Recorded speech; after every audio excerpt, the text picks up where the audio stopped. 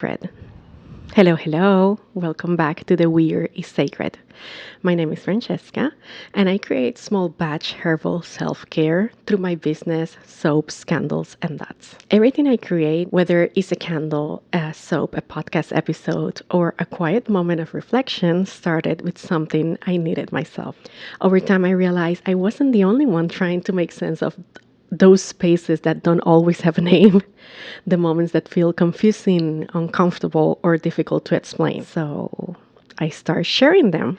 The Weary Sacred is one of those spaces. It's where we have the conversations we don't always have out loud, the ones that invite us to slow down, to pay attention, to question what we've been carrying. And remember that awareness often begins in the moments that feels a little strange, unexpected, or difficult to explain. All that while holding onto our own magic. Because I don't think the goal is becoming someone new. The goal is remembering who we were before we started editing ourselves to fit into everyone else's expectations. So grab your drink, your coffee. You can go for a walk, or you can pretend you are folding the laundry while avoiding folding the laundry. And let's dive into today's conversation. Something that nobody tells us about becoming more yourself is that people get real weird. And listen, I usually take weird as a compliment, but this kind of weird feels shady because people are comfortable with the version of you that keep them comfortable. And the moment you start changing, questioning things, finding your own answers, setting boundaries, calling things by their names, looking different, embracing all the weird parts of yourself, suddenly everyone becomes deeply concerned about your well being, even strangers. It's fascinating though, because nobody was concerned when I was abandoning myself. Nobody checked on me when I kept saying yes to the things I didn't want. Nobody questioned whether I was okay when I was people pleasing, over explaining, making myself smaller. But the moment I start choosing myself, suddenly everybody became an expert on my well being. And somewhere in the middle of reconnecting with myself through nature, through the earth, through natural cycles, through the seasons, and questioning every single aspect of my life, and I mean every single aspect, I realized something, and is that I am not a religious person. I don't believe in church as an institution, which is honestly kind of funny considering that I spent 13 years in Catholic school. Then I went to Protestant church and I taught biblical classes to the little ones. I remember it was a group from 2 to 5 years old, actually. So basically, my whole personality was follow along, singing out of key, and crafting. And listen, I'm not here to attack anyone. I fully respect people's beliefs as long as they respect mine. But apparently, there's something about herbs and candles and crystals and little glass bottles that make the people think I open a portal to hell in my kitchen, which honestly feels a little bit dramatic and a little stupid, but also a little funny. It's interesting seeing those interactions, especially because I'm not trying to be a rebel. I'm not trying to offend anyone. And trust me, if I want to offend someone, they will know because I will go directly and do it properly. I'm just here being. That's it. And maybe that's exactly what makes people uncomfortable. Because the more I become myself, the less interested I became in pretending to fit inside someone else's idea of who I should be. And I'm not trying to be dark, but darkness lets you see more clearly, because when the light goes off, you stop getting distracted by everyone around. You stop pretending and you start paying attention to what you have been avoiding. And that's uncomfortable. And it's kind of funny that the older I get, the more I realize people are okay with spirituality until it stops looking decorative.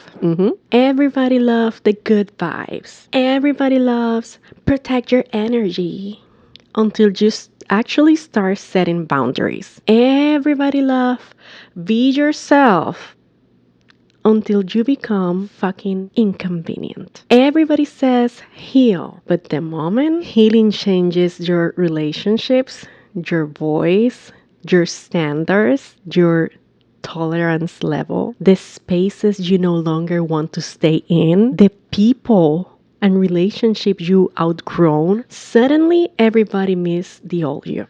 The exhausted one with a smile, the over explaining one, the over giving one, the version of you that abandoned yourself to make everybody else comfortable. And it's possible they don't actually miss you. It's possible they miss having that access to the version of you that never questioned anything, the version that stayed quiet, the version that stayed in the relationships you had already outgrown, the versions that stay in spaces that were getting a little bit small or no longer fit. The version that stayed in conversations that didn't offer any value or purpose. The version that kept saying yes. Because disappointing herself felt easier than disappointing everyone else. And you know what's wild though? People love the idea of healing. The idea. They love the aesthetic version of it. They love the candles and the affirmations, the protect your space Pinterest quotes. Put it on a freaking mug, on your Pinterest board. Put it on a shirt. Everybody love it. But the moment healing started looking like boundaries, honesty, saying no, outgrowing relationships, changing your mind, questioning things, disappointing people, walking away from spaces that no longer felt aligned, suddenly everybody gets uncomfortable.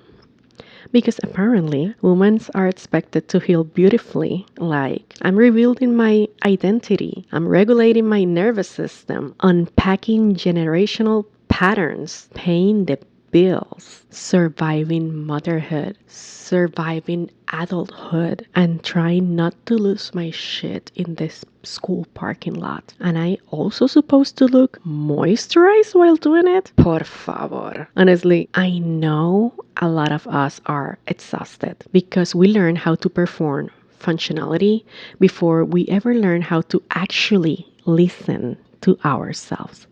We learn how to be needed.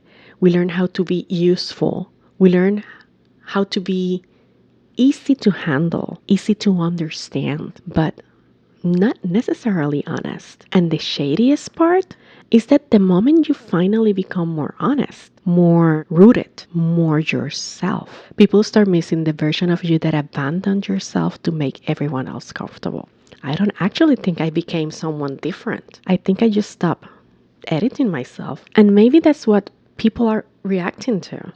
Not that you have changed, but that you stop asking for permission to exist exactly as you are.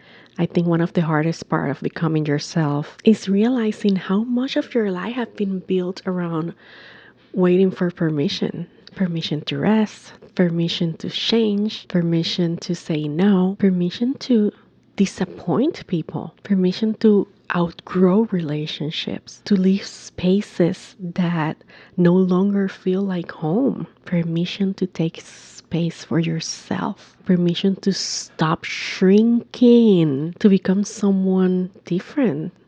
And sometimes we wait so long for permission that we forget we were allowed to choose ourselves the whole time. One of the weirdest things you can do is stop asking the world for permission to be yourself. Now, if this conversation resonated with you, I would love to hear from you. What part of yourself have you finally stopped apologizing for? Or maybe better, what permission have you been waiting for that you can finally give yourself? Let me know in the comments. Or you can come find me over Instagram. I genuinely will love hearing your stories because they remind me that none of us are figuring out this alone. And if you know someone who's been trying to make themselves smaller just to fit into someone else's expectations, send them this episode. Maybe it'll be the reminder they didn't know they needed. Thank you so much for spending this time with me. Until next time, stay courageous, keep questioning, keep paying attention, because sometimes the weirdest part of ourselves are the one leading us home. I love you guys.